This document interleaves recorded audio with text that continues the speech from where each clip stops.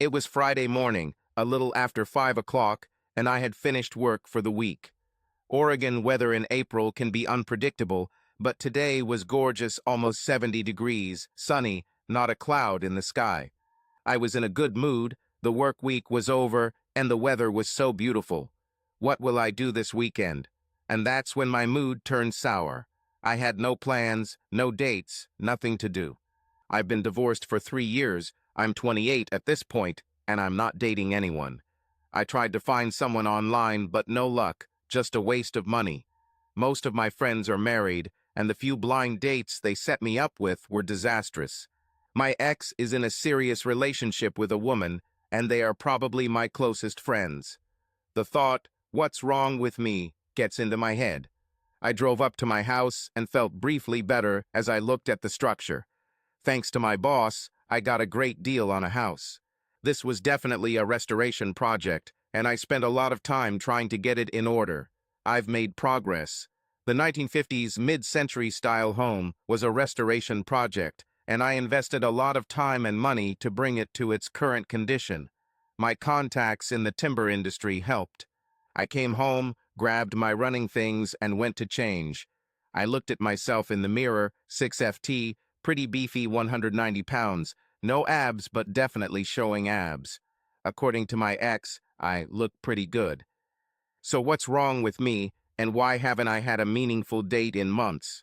I started to get depressed, so I went for my 5-mile run. I always feel better after working out, and was enjoying a beer and evening sun on my back deck when my cell phone rang. It was my ex-brother-in-law, Mike. "Hey Cam, what's new?" Mike handles the finances and manages what little money I have. He's really good at this. His wife Megan is beautiful, fun to talk to, and keeps his huge ego in check. "What do you have for tomorrow?" Knowing that I had nothing, but not wanting to admit it, I hinted that I was busy, but had some flexibility in my schedule. "Don't tell me the old man makes you work on Saturday." A little background. I work for Specialty Timbers. Mike's father, Ted Robinson, is the owner and my boss. My ex Kimberly is an accountant and Mike's sister, Ted's daughter. Mike never went into the forestry business, got his MBA, and now has his own investment business, Robinson and Associates. Growing up, my mom, sister, and I weren't exactly poor, but we touched on that socioeconomic level. In high school, I had to pay for anything beyond basic needs. After football season my junior year, I went to the counseling center and found an opening at a company that was a bike ride away from my mom's house. I knew that if I ever wanted to buy a car, no one would help me pay for it. That Tuesday at 4 p.m., I walked through the front door of Specialty Timbers for the first time. It was an open office with windows overlooking the warehouse workshop at the back and 3 private offices to the left. I checked my note and asked for Mr. Hanratty. After 10 minutes, an older short man with long hair falling in his face approached. "I'm Skip Hanratty," and he extended a large, rough hand with part of his index finger. We walked into one of the offices with files, magazines, catalogs, and blocks of wood everywhere. He sat down at his desk, put his feet on the table, and asked me what I knew about the forestry business. "Not very much," I replied, probably not the best answer if I wanted to get the job. "Then why are you wasting my time?"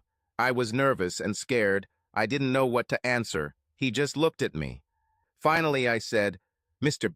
Hanratty, I need a job, and I promise I will work hard." He continued to stare at me for a good 30 seconds without saying a word.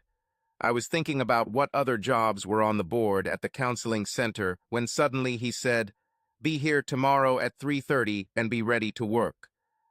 I was stunned, stood up, shook his hand, and left. I noticed a tall, balding man emerge from the last office and look at me. I didn't yet know how my life would change. So let's go back to that Friday in April, sitting on my deck and talking to Mike. "No, I'm not working this weekend, just a lot of things to do." "Oh crap, tomorrow is Saturday, and there's an event at the fair, and I have to be there. Megan invited some friends, and I need you to be there with me." I actually wouldn't mind going, but I had to pretend I didn't want to. But before I could start protesting, Mike said, "I'll pick you up at 11, and I heard the beep. Apparently, I'm going to the spring fair. I met Mike Robinson the same day I met my future wife. By the end of my junior year, I was working at Specialty 5 days a week from 3:30 to 6:00, and sometimes on Saturdays if needed.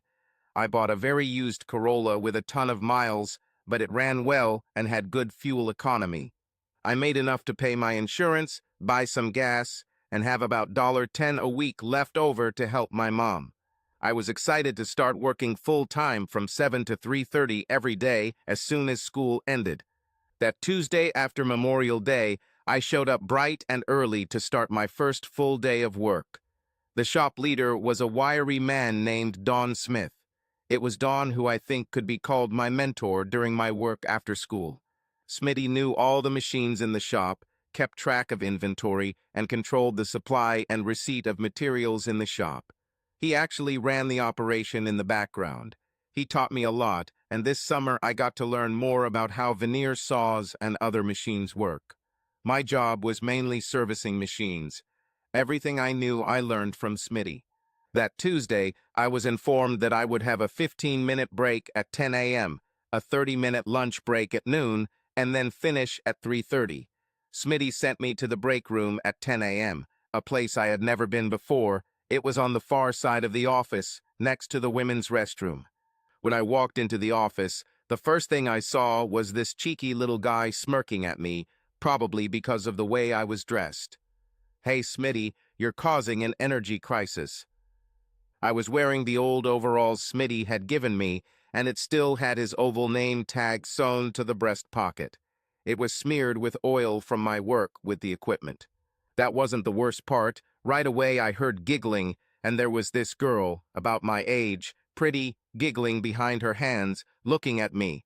Who these people were, I had never seen them before at Specialty. "The owner is here," a tall man who looked at me on my day interviews, shouted at them to quit it. I quickly made my way to the break room, away from those two smug kids. As I sat there, embarrassed, drinking a cup of coffee, the owner, a tall man, entered the lounge. In all the months I worked there, I never spoke to him.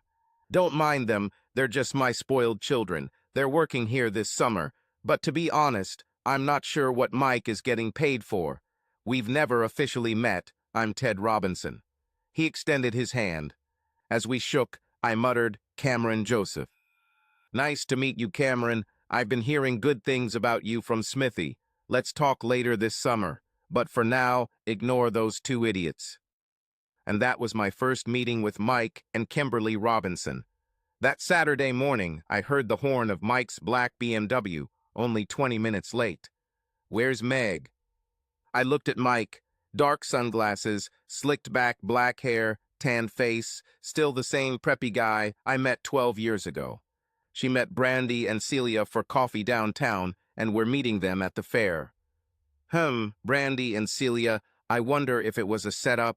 We parked and walked a few blocks to the fairgrounds.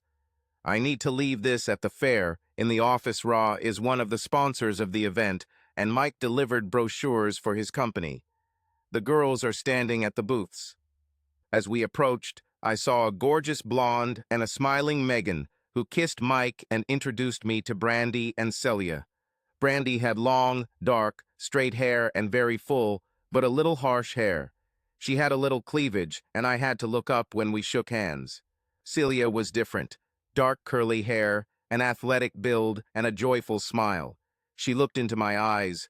"Nice to meet you, Cameron. I heard about you." I stole a glance at Megan and saw only a sly smile.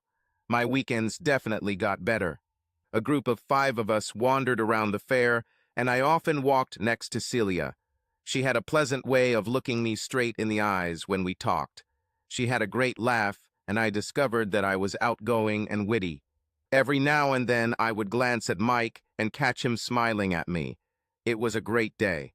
We spent several hours examining all the exhibits, occasionally visiting friends, and having a good time. Mike knew a lot of people, and it was a networking opportunity for his business. We decided to go to Mallory, grab some beer, and try to find a table outside. Brandy decided to head home, something about a headache, and Mike said we'd make sure Celia got a ride. We found a great outdoor table, and the sun was wonderful. Mike told many funny stories about work, marriage, and his family. I tried to remember the last time I felt this good. Celia was fun to talk to. She was interesting and asked me questions about myself. After Mike ordered round 3, I casually remarked, "Sure, I have to run tomorrow." Celia asked where I was running, and before I knew it, we had a race date set for Sunday at 9 a.m. We finally left. I had a great time with Celia, talking, laughing, and learning about her life. It was very nice. It seemed like we just clicked. I just hoped there wasn't some other half in her life. We dropped her off at her apartment, and I told her I'd pick her up at 9 for a run along the rhododendron trail. As we headed home, I noticed a look from the front seat. "What?" I said as they grinned. "Okay, she's cool. What do you want from me?" "I'm running with her tomorrow." "Wow, that's fast." Mike grinned. Ever since Kim and I got divorced, Mike has been trying to find me a new woman. I do think he feels somewhat responsible for my failed marriage to his sister. He may have known about her sexuality in advance, but he never said it. I worked at Specialty Timbers all of last year after high school when football ended. In the fall, I even worked on Saturdays. I learned all about cars from the inside out from Smithy. During busy weeks, I was asked to run the machinery on Saturdays, and I ran everything except the veneer press and learned the capabilities of all the machines. Kim came over on Saturdays and helped with the books.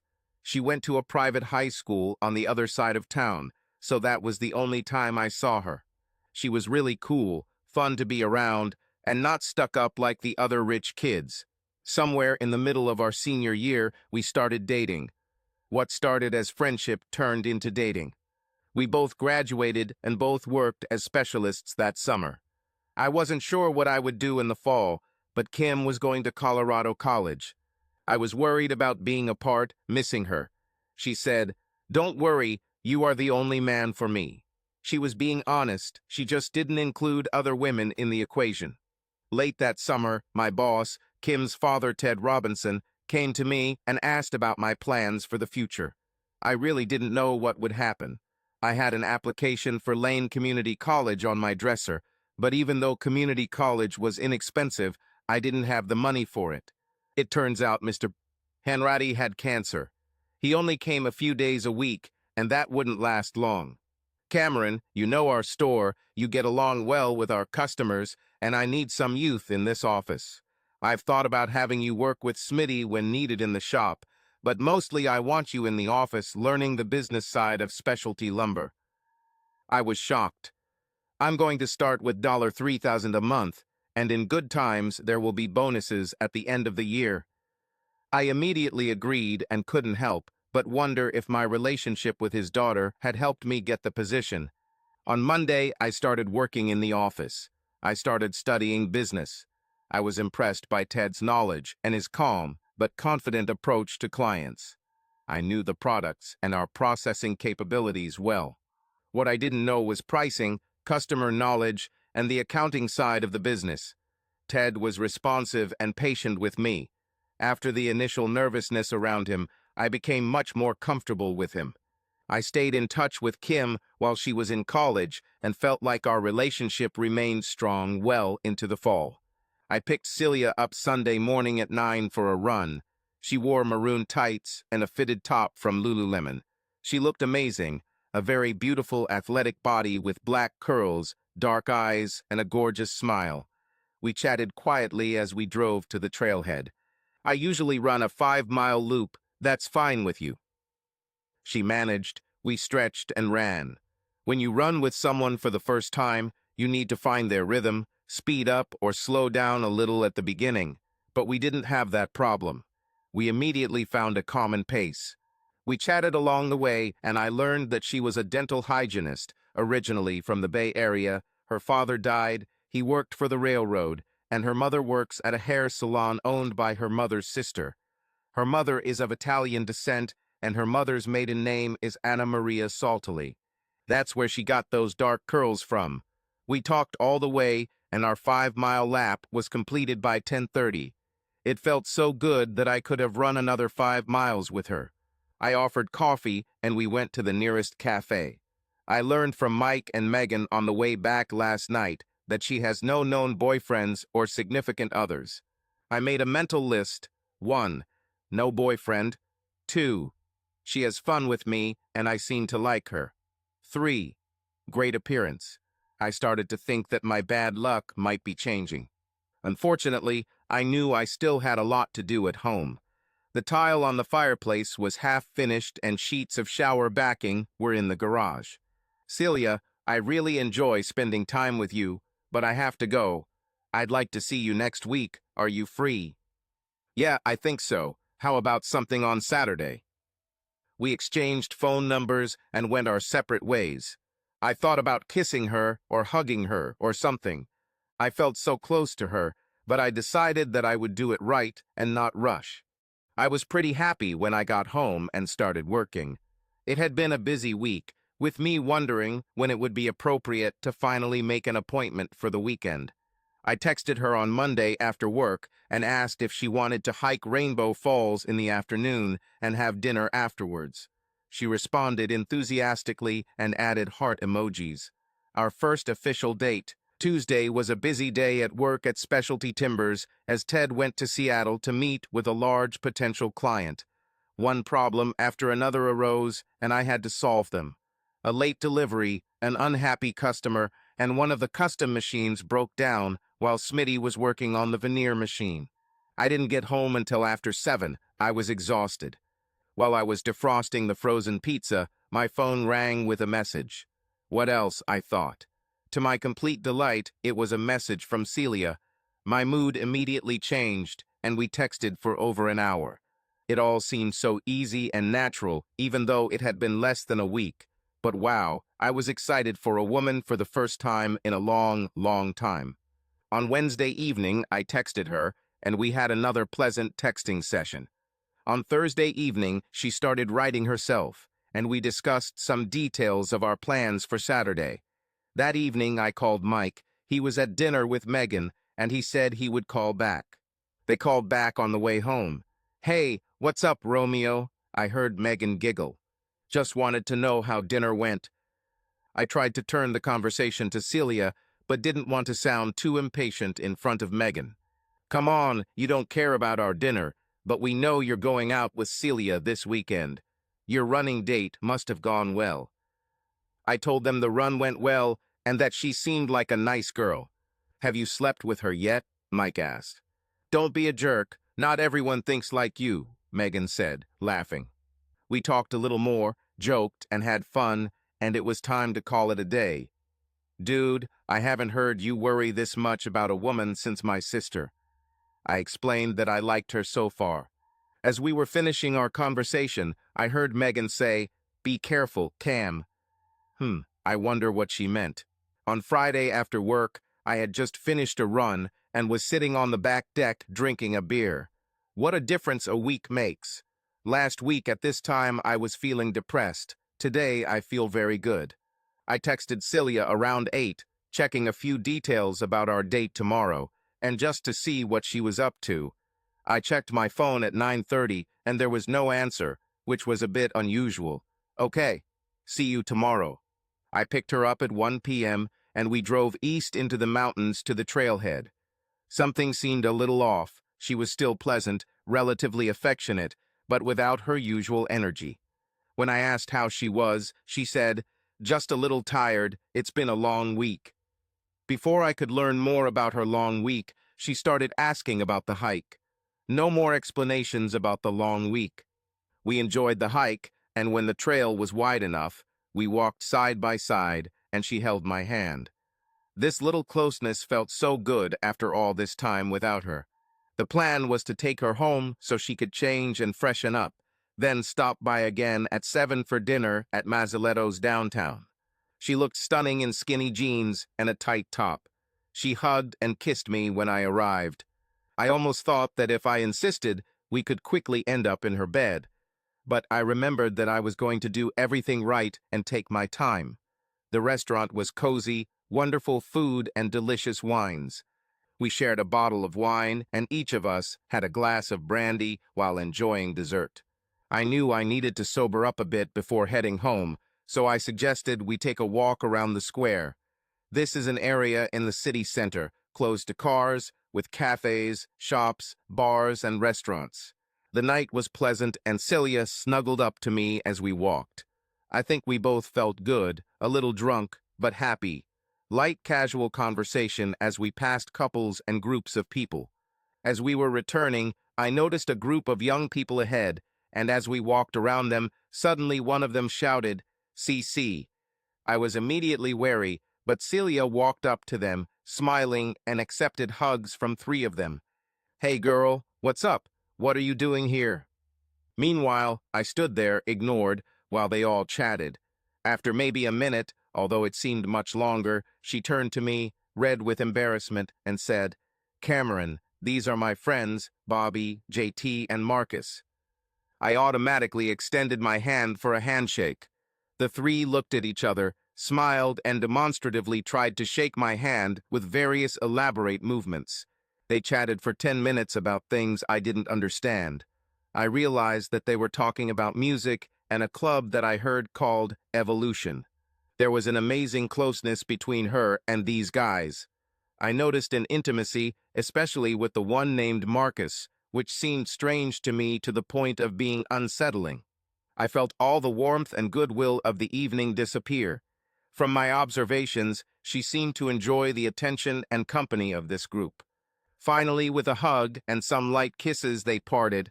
"Nice to meet you," I said. Marcus just nodded, and they walked the other way. After about 15 seconds, I heard them laughing. Celia pressed herself against me again, but my relaxed mood disappeared. Were these her friends? There's nothing wrong with them, but they're clearly not my crowd. She talked about them a little, and I realized that Evolution was a dance club in the old part of town that used to be an old warehouse. She was telling me how fun it was and that we should go there. I chuckled and said I wasn't a very good dancer. Nobody cares, it's just a place to have fun. We drove home, and I tried to stay cheerful, but something about that scene didn't allow me to be as affectionate as before. When we got to her place, I walked her to the lobby and hugged her goodbye. "Would you like to come over for coffee?" Normally, this would be a no-brainer, but the combination of wanting to do it right and protecting myself from pain stopped me in my tracks. "Thanks, but I'm fine. See you later." I gave her a quick hug and kiss on the cheek and left. We remained close throughout Kimberly's first and second years at Colorado College. We saw each other on all her holidays. I looked forward to her visits, and so did she, almost the same as me. When I asked her about school, she didn't say much. Sometimes I was jealous and asked her about all the boys at school. One day, I might have gotten a little too jealous about it, and she grabbed me by the shirt and with the most serious look I've ever seen on her said, "I told you there are no other guys, leave it alone," and left the restaurant. Mostly we got along. I saw this ideal situation, being with Kimberly and her and I running specialty timbers together. It was too good to be true, but it seemed like it could happen. I learned a lot from Kim's father, Ted. We had a good, comfortable relationship with him. I think he was also pleased with my relationship with his daughter. He probably saw me as a little opposite to Mike. Mike was bright, confident, and funny. He attended USC, barely staying afloat, partying throughout his college life. I think he and Ted had a serious conversation, and he came to his senses and ended up finishing it. I, on the other hand, was not bright. I made up for the lack of brilliance with hard work and knowledge of wood products. Ted knew Mike would never make a career with specialty timbers. I looked like a long-term employee, and in a serious relationship with his daughter, Ted was definitely on my side in all of this. Here's what happened. I proposed to Kimberly before her junior year, and she said she needed to think about it. Halfway through that year, Kim asked for a little space. I was broken. I threw myself into work. We still talked, and our friendship remained strong, but Kim was trying to find herself. We didn't see each other much during her junior year. We emailed and sometimes called each other, and sometimes I saw her when she came home. We worked together all summer, but I gave her the space she asked for. During her senior year, our communication dwindled. I even went on a few dates, nothing serious. Suddenly, she started calling and texting like in the old days, to the point of, "I need space." That summer, she came back, and we got back together, and she asked me if my proposal still stood. I was shocked, but happily said yes. We got married that Christmas. I was extremely happy, Ted was extremely happy, and looking back, I think Kimberly was moderately happy. But at that moment, I was blinded by my dream of a girl, a career, and the father I never had. Life was great for me for a while. Kimberly and I worked together at Specialty Timbers, business was good, and I learned a lot. My relationship with Ted was very good and continued to improve. Surprisingly, my relationship with my new brother-in-law, Mike, has also improved. I learned that although he was a narcissistic and cocky little jerk at times, he was extremely loyal, and for some reason he loved me. The first 2 years I thought were great, but cracks began to appear in the foundation, and the first big crack was our sex life. From once or twice a week for the first 2 years, by the beginning of the third year, it became once or twice a month. In retrospect, I could tell she just didn't like it. Then Millie moved here. She was Kimberly's friend from Colorado. Her name was Minlai Pham. She was known as Millie. Thanks to Ted's connections, I bought the house I still live in for $125,000. The house needed a lot of work, and the bank wouldn't even give a loan on it. I bought it under contract from an old partner, Ted, and the actual payment was made through Specialty and deducted from my paycheck, confusingly, but Mike assured me that was the best way to handle this deal. I brought the house into a livable condition, and Kim never complained. There was a small guest house in the backyard with running water and electricity. Millie moved there. She was an artist, and the house became her studio. Kim seemed to spend more time in the cabin than in the house. Millie was always nice to me, and there was no tension between us. 6 months later, one day, with tears in her eyes, Kim came to me and said that she was in love with Millie. I thought she was joking, but she wasn't. There was no swearing, no violence, no arguing. I saw black and cried. I cried for the first time in almost 20 years. The loss was intense and very sad. I realized that I had connected my relationship with Kim, my relationship with her family, and my work. My whole life was about to change. For 3 days, I sat at home and did nothing. Dark thoughts took over my mind. I was on the edge, and then Mike showed up. He spoke, then we spoke, and then he listened. He called, and within 30 minutes Ted was with me. Ted assured me that no matter what happened, I would always have a job at Specialty. Mike told his dad I needed a week off, and Ted agreed. Mike took me on a trip where we talked, drank, I cried a little and thought.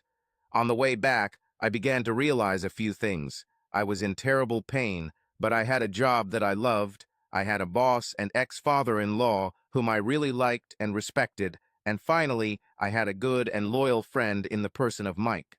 Even Kim and I found some comfortable camaraderie. The divorce was easy. She didn't want anything, and I kept the house. The most amazing thing was how sweet and supportive Millie was.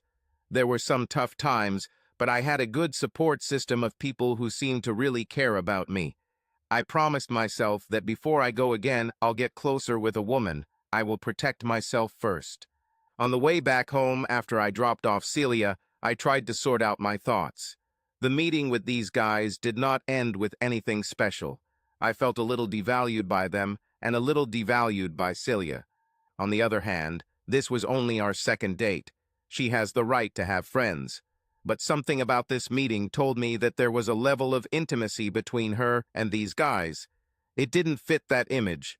Celia, which I represented, maybe I should back off a little. The next day was Sunday, and I needed to finish the fireplace and fix some rotten wood. After breakfast, I turned on podcasts and got lost in my work. It was my satisfaction to be able to renovate and restore this house to the way I envisioned it. Having my own home and knowing it would be as beautiful as I imagined made me especially happy. It was around noon before I checked my phone, and there were 2 messages. One from Mike checking in and one from Celia. Brandy and I are enjoying the weather and drinking coffee. Thanks for last night. I needed to think about that. Was I too sensitive, or should I trust my instincts? I needed to think more. Later that afternoon, I sent back a neutral message saying, "Have a good time," and that is all. On Monday evening, I received another message from her. "How was your day?" I waited a few hours and replied, "Okay, yours?" I received a long message in which she talked about work and a funny story about a dental patient. I didn't answer. Nothing on Tuesday night, and I was a little relieved. On Wednesday evening, she called. I was polite, but not particularly enthusiastic.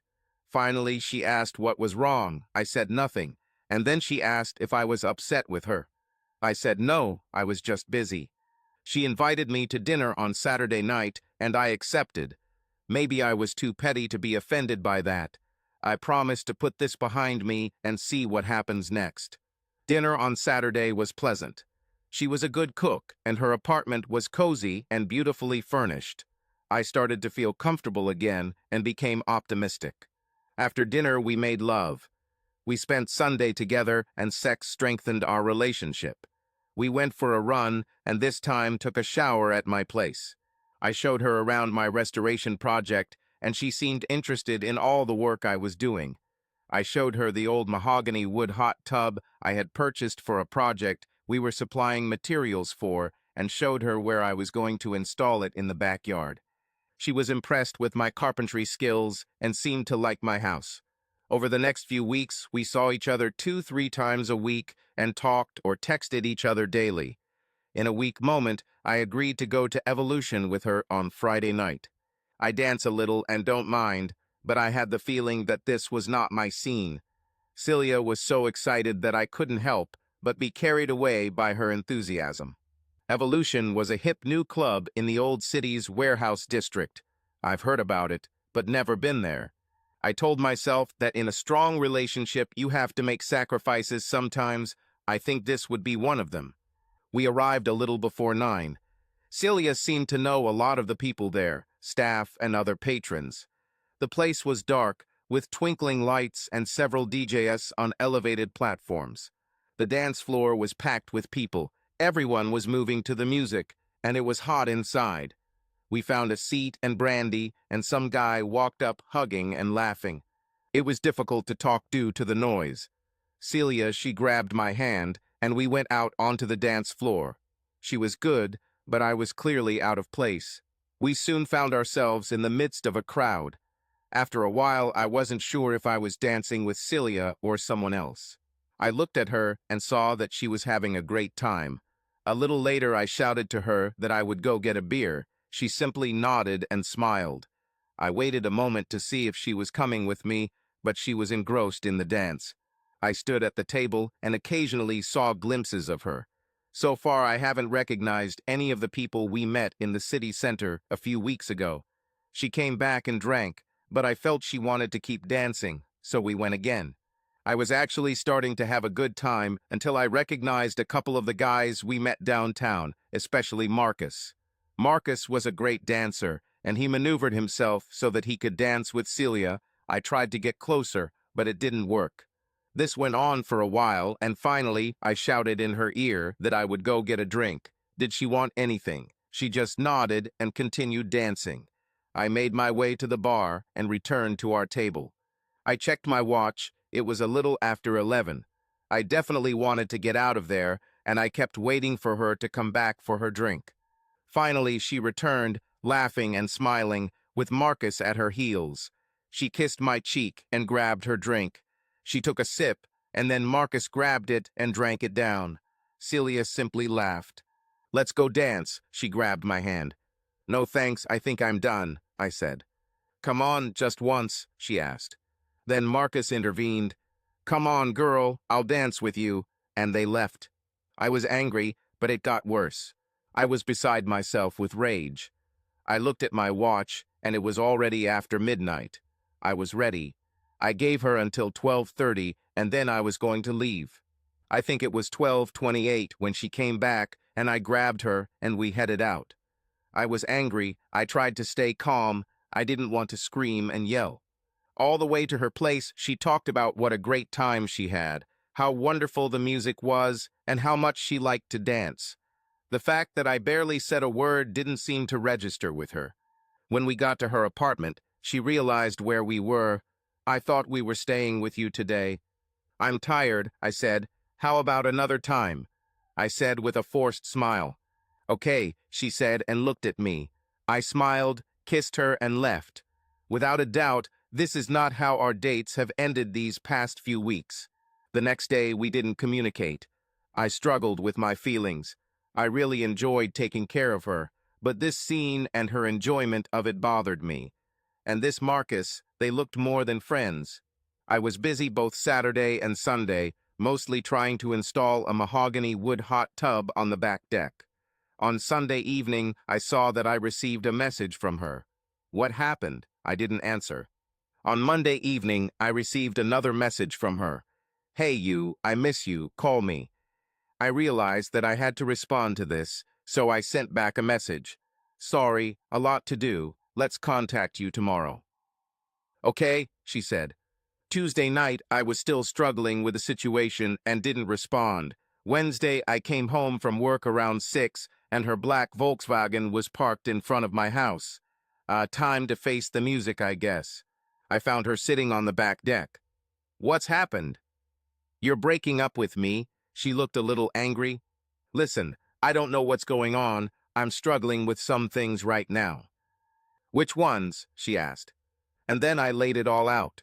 I talked about my marriage to Kim and the pain, then confessed my jealousy over her friendship with Marcus and my feelings of neglect at the nightclub. I laid out the whole truth. Why not? Maybe I'll never see her again. She sat looking at me, and then tears began to roll down her cheeks. "I'm really sorry.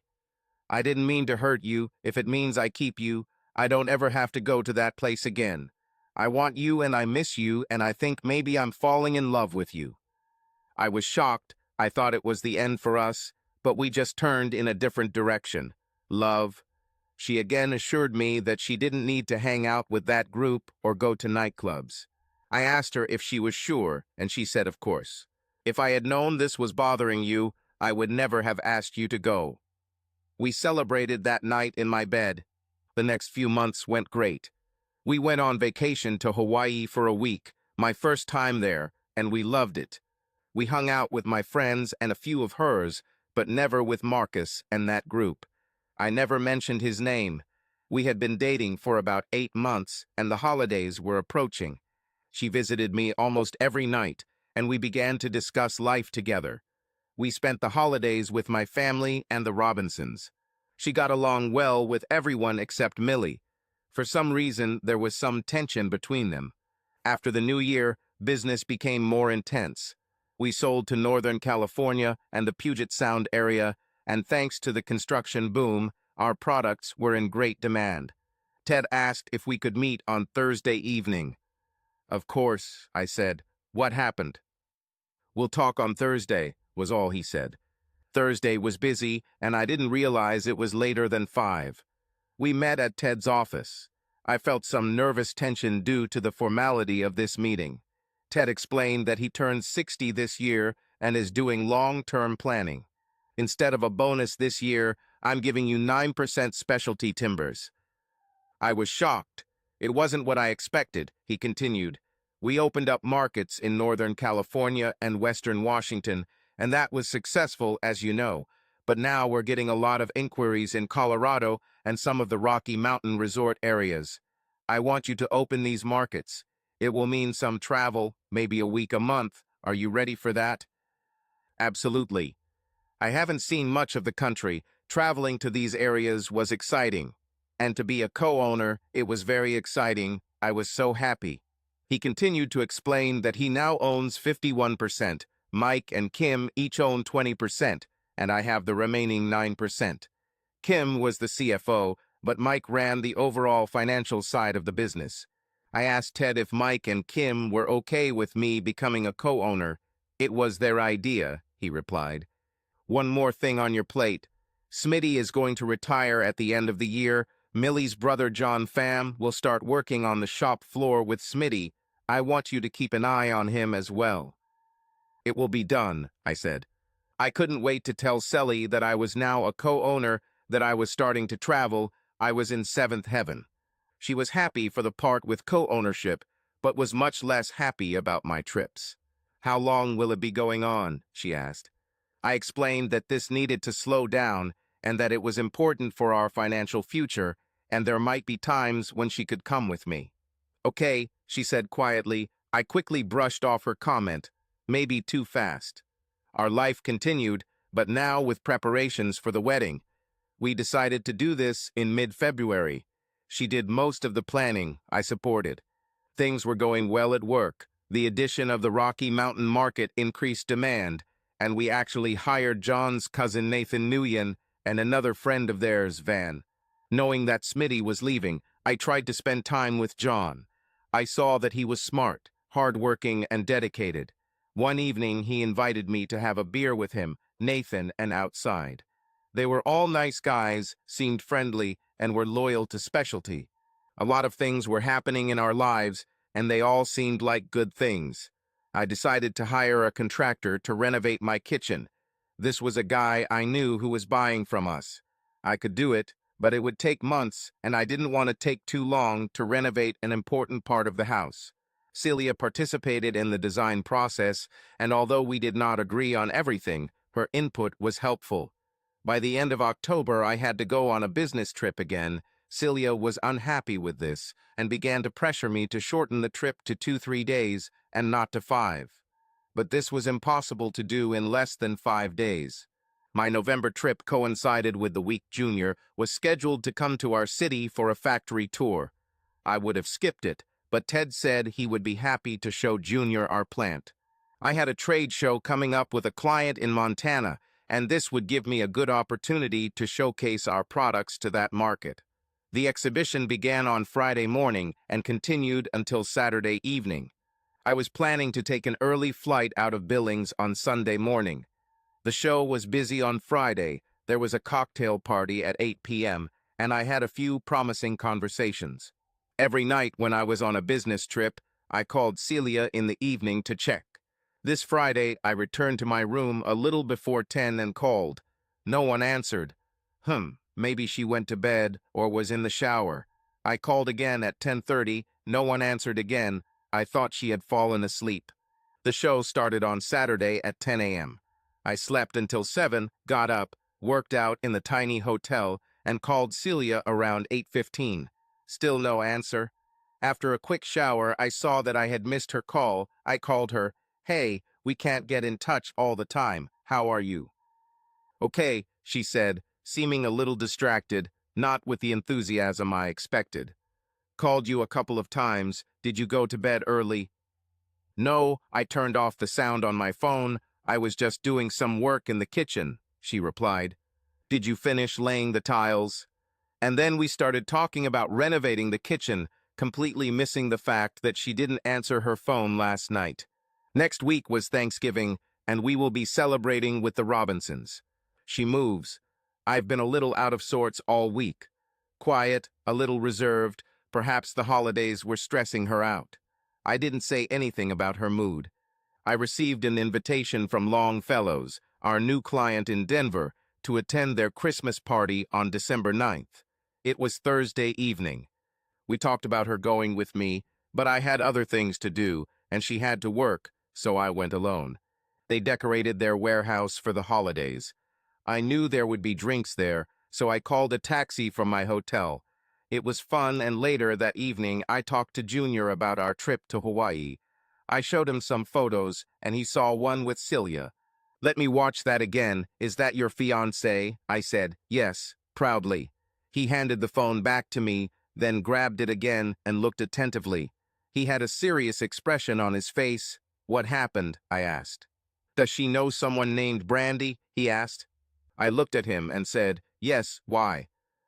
"I could be wrong, but I thought I saw her and some girl named Brandy at a dance club last month when I was in your town.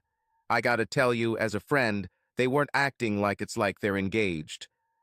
This was while I was in Montana. I started to get angry and embarrassed. I asked him to tell me what he knew. Friday night after the factory tour, I went with another guy to some dance club called Dust. It was what you'd expect, loud, dark, etc. At one point, Sean, the guy I was with, was dancing with Brandy. He said he could take her back to the hotel if he wanted, but then later she and your girlfriend were with these other guys. I don't remember all their names. They looked like problems. Do you remember someone named Marcus? I asked. Yeah, it was one of them. He was friendly with your woman, Junior said. Listen, dude, you're a friend. I like you, Cam, as much as it hurts. I wish someone would have told me if this happened to me. I know, I said. I appreciate it. I should probably go. Thanks for the party and information. I received a big hug from Junior and left. I was fuming, but I needed to think about it. 1. She told me that there are no more nightclubs.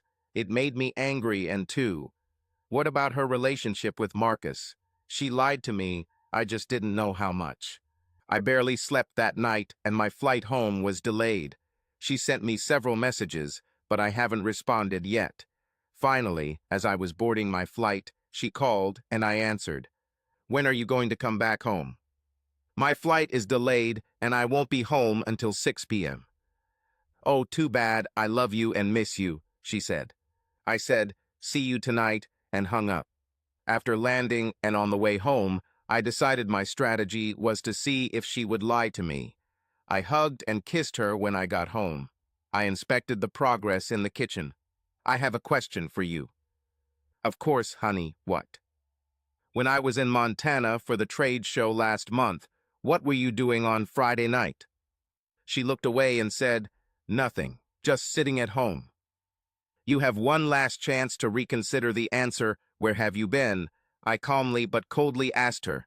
And then she burst into tears and ran into the bedroom. I sat and waited. I was angry and sad. I was just waiting. 2 hours later, she came out and told me this story. She had talked to Brandy the day before, and Brandy said they should check out a new club called Dust. Brandy knew I was out of town and said all they were going to do was check on him. They ended up staying there until late and dancing until late. And then what? I asked. Then I went home. Alone? I said. Of course alone. Was Brandy with you? No, she met an old boyfriend, I think. So you came home alone? Yes, she said. Who was at the club? Someone I know. Not really. I don't know. You can imagine how the conversation went further. It was like pulling teeth to get accurate information from her. What I finally found out was that they went to a club, met some friends, and danced a little. Later, Marcus and his gang came and hung out with them for a while. She claims she left around midnight. Have you ever had sex with Marcus? I asked. Absolutely not, she replied. Does he want to have sex with you? I asked. No, well, maybe, probably, but he's just a friend. You're the only one I want, she exclaimed. I told her that I needed to think about it and that it would be better for her to stay in the cabin. Sobbing, she grabbed her things and headed into the house. The timing couldn't have been worse. We were in the midst of wedding preparations, the holidays were just around the corner, and my entire future was in limbo. I needed some advice and called Mike. He suggested that we come to him on Friday evening. Meanwhile, this week with Celia has been very uncomfortable. She either cried or apologized. I was upset. I loved her. But at this stage, I didn't trust her. Can there be love without trust? I met up with Mike and Megan at their stylish new home in the Southern Hills. I told them the whole story and asked them what they thought. Mike was of the opinion that if you can't trust someone, you shouldn't marry them. It's hard to argue with that. Megan said, I feel somewhat responsible for introducing you to, and I don't know her very well, but I think she's a good person, not a bad person, and I also know that she's deeply in love with you. I agreed with Megan on this point. Ultimately, you either believe in them or you don't. That's something only you can decide, she said. That night, I returned home and asked Celia to come into the house. We talked for a while, and I could tell she was nervous. I had a couple of questions for her, and I told her that she needed to be completely honest. She agreed. I asked her if she felt like this whole club scene was important to her. I asked her what really happened the night she and Brandy went to dust, and I asked her about the true nature of her relationship with Marcus. She told me that no, clubs are not important, that Brandy caught her in a weak moment, she was bored and lonely and just wanted to have fun. Yes, Marcus was pursuing her, but she wasn't interested in him that way. Yes, she liked the attention of these guys, but she never did anything. I thought about it, and what she said sounded sincere and consistent with my impressions of her. I told her this was a good first step. She asked to stay in our bed that night, and I agreed. I didn't intend to have sex with her, but I couldn't resist. Through the holidays, the wedding, life went on. My radar was on, and I was watching closely. Nothing made me think anything was wrong. She was loving and affectionate. For my January trip, she took a week off and came with me, and we spent the weekend in snowy Boulder. We had a great time. The dust incident was fading from memory. We got married in February, and it was a wonderful event. I met her mother and several members of her family. There were less than 100 people, including family, the Robinsons, and a few close friends. No one from her club crowd except Brandy. We honeymooned in St. Martin in the Caribbean. It was a little different than Hawaii. The ocean was warmer, there were fewer waves, and a beautiful blue color. There was a strong European influence, especially on clothing-optional beaches. Without a doubt, this was my best vacation ever. For the next 2 years, things went pretty well. Sometimes I thought about that December and the fact that I almost called off the wedding and the marriage, and I was glad that I didn't. I blocked out any seeds of doubt and thought positively. We continued to work on the house, and it became the real pride of the area. I was pleased. Business continued to do well, and we even considered opening other markets, although we were at capacity with our current people and operations. I started a good friendship with John Pham. He was a great employee and a good guy. He knew our operations and equipment. He was the last one left in the workshop in the evenings. Every few weeks, John, Nathan, Van, and I would gather on the shop floor after work, smelling of cedar and sawdust, and drink 6 bottles of beer. Our conversations were casual, about business and life. I enjoyed their company, and I think they liked me too. Just when everything seemed stable, a new competitor from Asia began exporting to the United States. We first heard about them in Southern California, but knew they would soon be coming to our markets. It was an engineering product that looked close to ours, but cost 30% less. We started to notice a decrease in sales. We were on a steady upswing and had invested resources to meet demand, and now for the first time since I've been here, sales are down. Ted, Kimberly, and I met to discuss strategy in the face of new competition. Ted felt it would be best to meet with our customers and discuss the differences and quality of our products. This will mean more travel, and I'm afraid that, Cam, I'm going to have to ask you to cover our Northern California market as well as the mountain market. I knew Ted was right, and I knew it was necessary, but I was stressed. That night when I got home, I told my wife about the business and what I had to do. "How long will this last?" she asked. I told her I don't know, it will probably be months. "Months?" she exploded. "You're saying you'll be gone 2 weeks a month for months?" I told her yes, and that I couldn't make any promises. She was furious. Now, not only was I stressed about work, but I also had no support from my wife. We had good times, but over the next 6 months, our relationship deteriorated. The intimacy we had was rarely present. I felt like I was fighting on 2 fronts, in the market and at home. After 6 months of my traveling and her lack of understanding, our marriage was at its lowest point. I had to travel for business, it helped, and the business was stable, but it required constant effort. She didn't understand. I left for the Bay Area on Monday and had a rough weekend. No intimacy, no good conversation, and no sex. I started to feel guilty about traveling and called her on Tuesday, saying we should have a weekend party when I get back. She seemed a little more energetic, and I thought our relationship might improve. On Friday night, we called an Uber and went to Tomlinson Bistro in Old Town. She was affectionate, the conversation was good, she even asked about business. We had a great dinner, a nice bottle of wine, and a couple of drinks after dinner. I thought there would be sex tonight. I called an Uber, and we waited outside the restaurant. I went inside to use the restroom, and when I came back, I saw Marcus, Bobby, and that group surrounding Celia. She smiled and laughed, and Marcus put his arm around her waist. There was a fight. She then came up to me and started screaming, blaming me for the incident. They left when someone from the restaurant came out to check what was going on. At that moment, Uber pulled up. We both got into the car.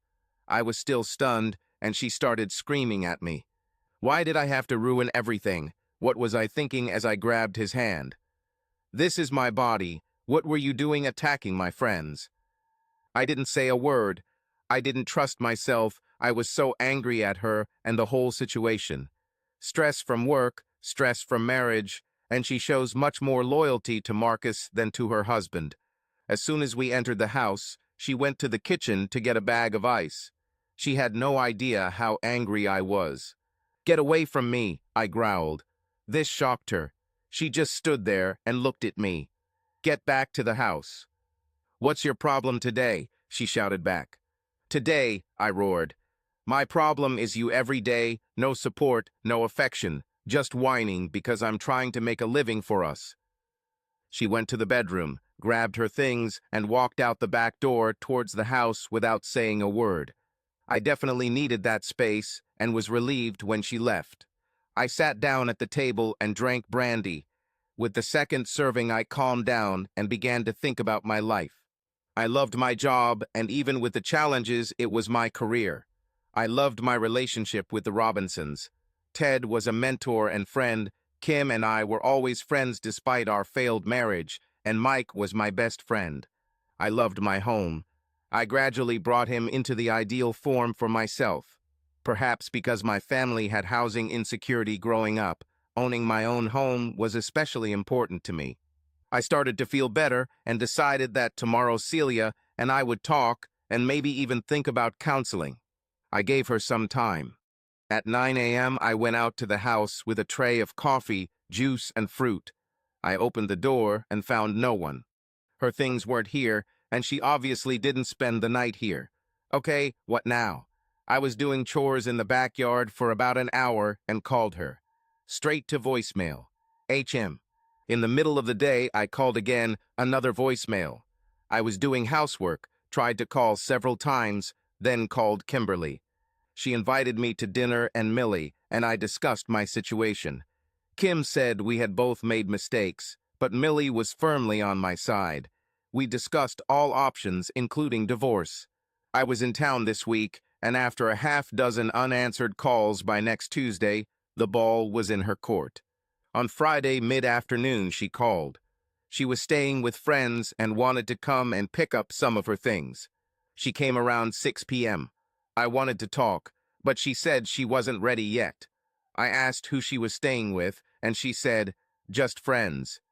I told her that I was leaving next week for an exhibition and that I would like to talk to her when I returned. She nodded in agreement.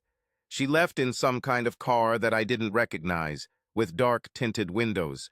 I couldn't tell who was driving. I decided to fly out Sunday night to Denver so I could start work Monday morning. My sales strategy for clients was about quality, service, and the relationships we established. This compares to the lower prices that were my Asian competitors' only value proposition. We actually maintained a good percentage of our business, especially when customers started seeing material defects from Asian shipments. Tuesday night, I had dinner with Junior Longfellow. We were close enough that I told him the whole story about my situation. "You know," he said, "we don't necessarily need you at the show this weekend." We co-sponsored a booth with Longfellow at the show.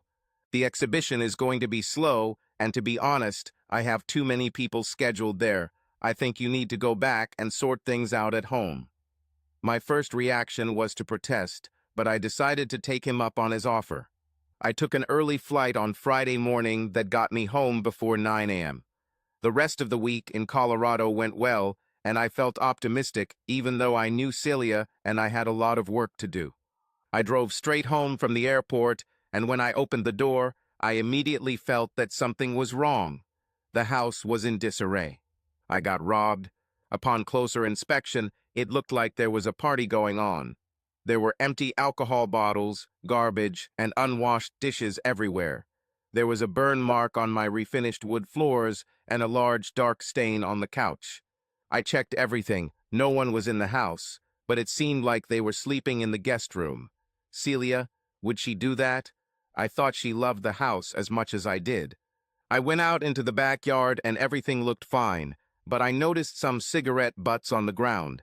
I walked to the cabin and opened the door to see Celia and Marcus sleeping on the bed. What the hell is going on? She jumped up. You weren't supposed to be back until tomorrow, she said.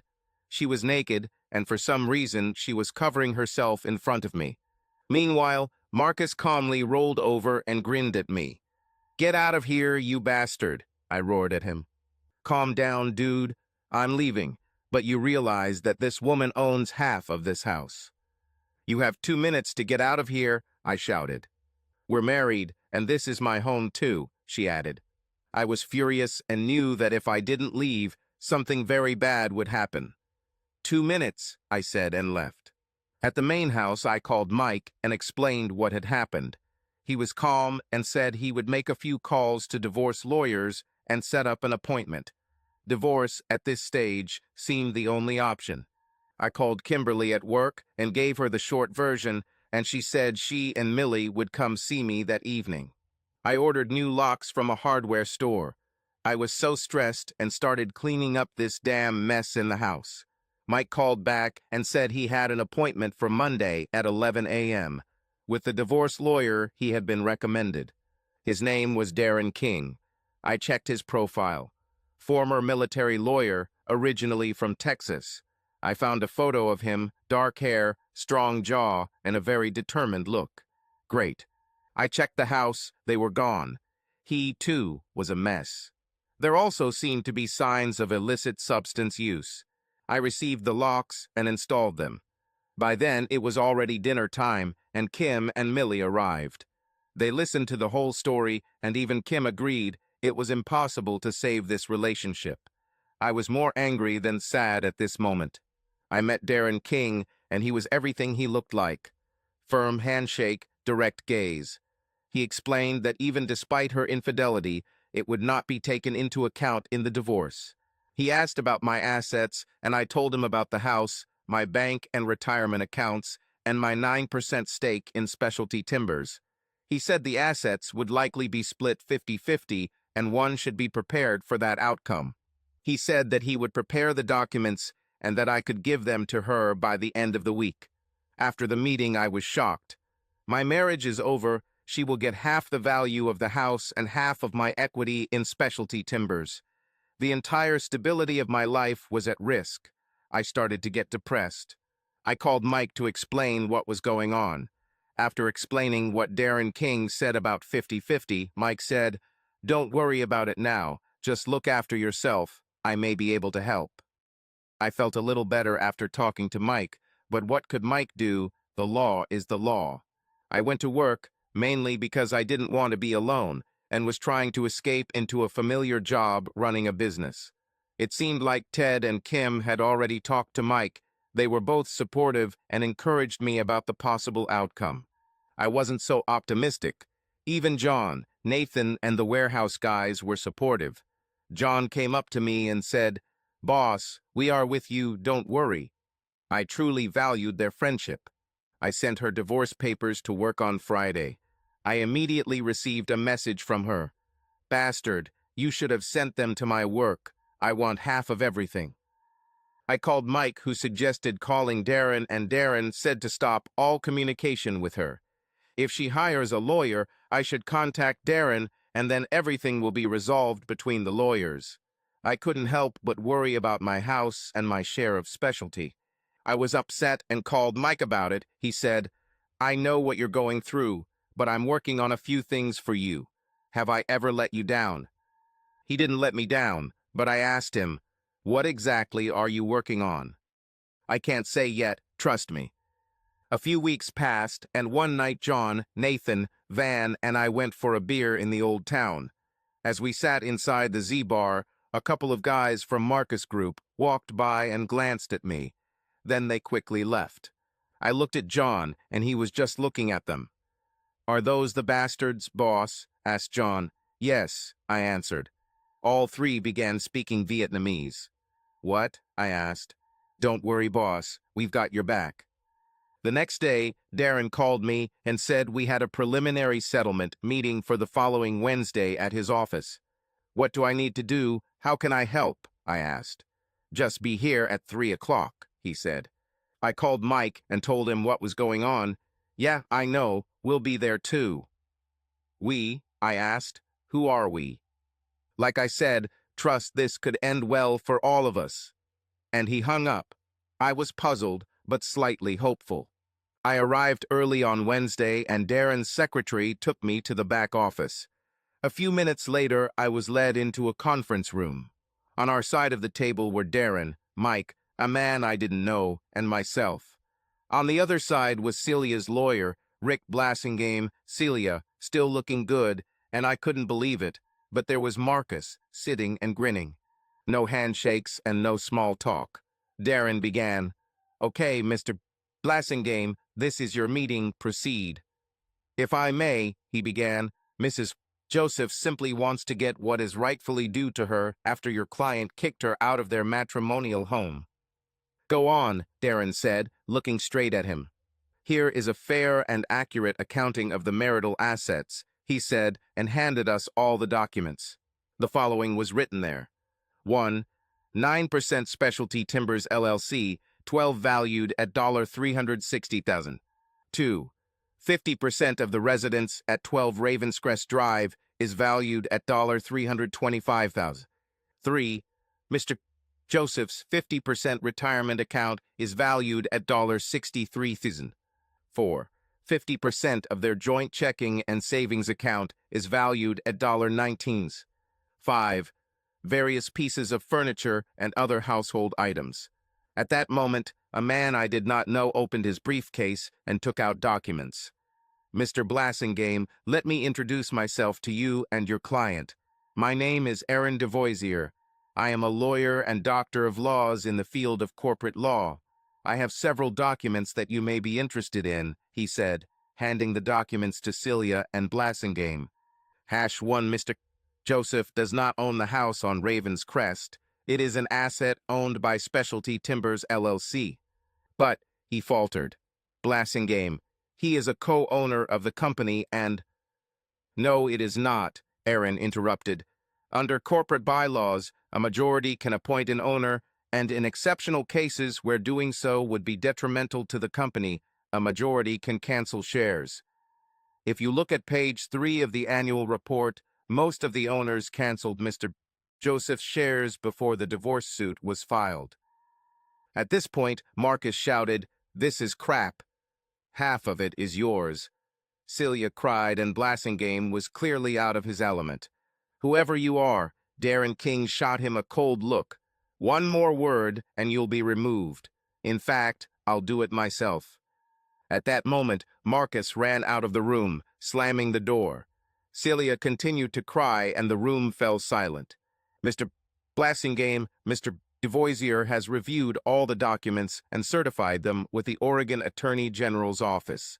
You can try to challenge this in a higher court, but I advise you, it will be expensive for your client, and I will add that Mr. DeVoisier has advised on corporate law issues far more complex than that. He also, as a favor to his fraternity brother Michael Robinson, advises Mr. Joseph pro bono." I was just as shocked as Celia and Blassingame. Darren opened the folder and took out the receipt. "Here's a cashier's check for $25,000, Mr. Blassingame. This is our last offer. Do you need a few minutes to consult with a client?" "Yes, I need it," said Blassingame. We left and went to Darren's office. I hugged Mike, I hugged Darren, and when I went to hug Aaron DeVoisier, he extended his hand and said, "A handshake is enough." I laughed and shook his hand. "Thank you, all of you, but I don't own my house." Mike smiled and said, Don't worry, the house is yours. When my old man made a deal with Terry Peterson to buy the house, Peterson didn't want to sell it to you because he was afraid you couldn't pay it off. So the old man paid for it, and you paid him. I thought about it, and Aaron looked into the deal, and now this house belongs to Specialty Timbers. As soon as everything works out, we will legally register it in your name. What about my shares in the company? I asked. Do I still own 9%? No, you don't actually own. After everything is settled and over, you will own 14%. I'm giving you 5% of my share. Honestly speaking, Cam, you deserve it. The company is doing well, and you have a lot to do with it. At that moment, Darren's secretary came in and said that Blassingame was ready to talk. Back in the conference room, we all took our seats. Darren began, "Okay, Mr. Blassingame, what did you and your client decide?" "Well, Mr. Dizal King, it's not that simple. Although he doesn't own the house, Mrs. Joseph spent many hours repairing and maintaining the house. Also, when Mr. Joseph was on his many trips, Mrs.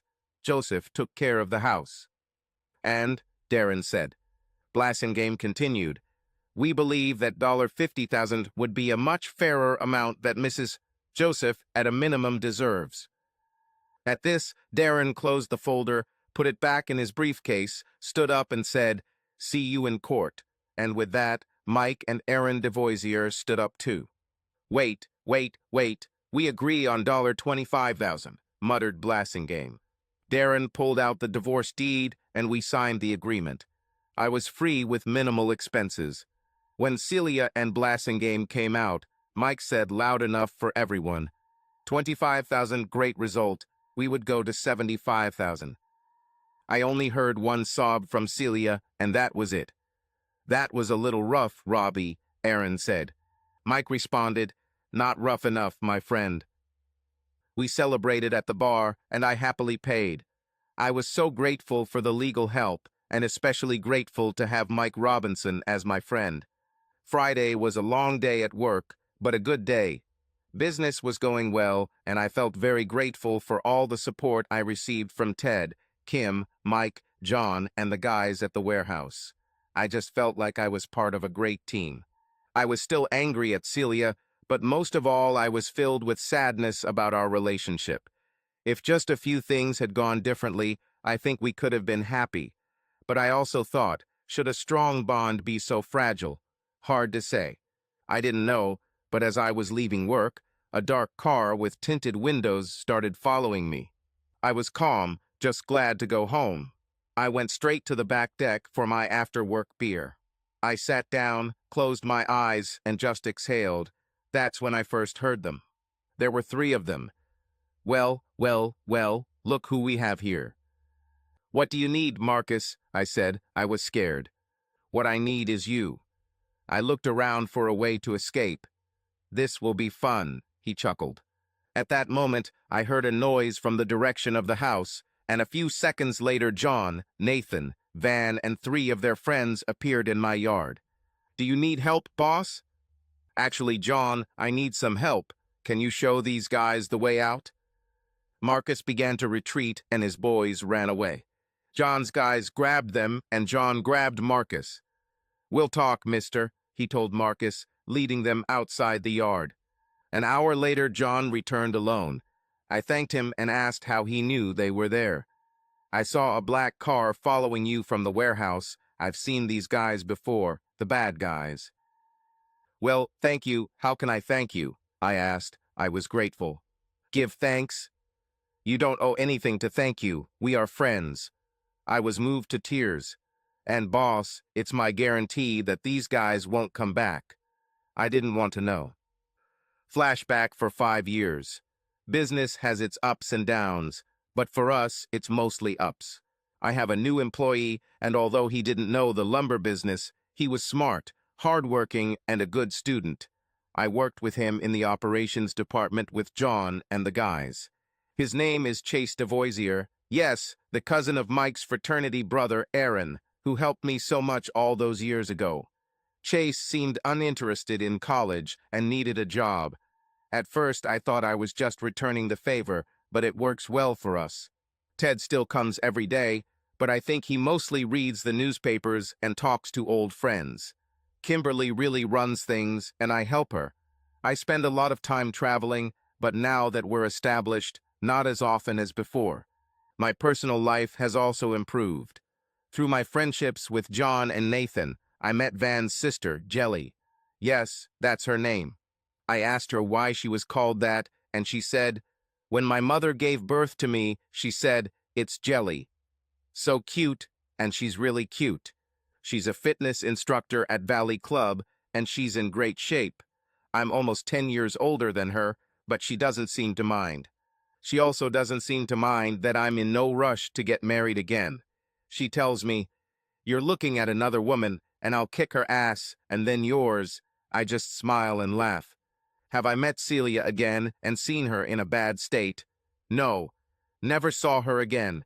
And to be honest, I rarely even think about her. I saw Marcus once when he was walking down the street towards me. He saw me and crossed to the other side. I am forever grateful to the people in my life. Ted, Kim, Millie, John Pham, Nathan, Van, of course Jelly, but most of all Mike. I love my home and my company. I'm a very happy person. Subscribe to our channel so that your love doesn't cheat on you, and go ahead and listen to the next story, because this story is nothing compared to the next one. If you're under 18, don't even think, click to the next one.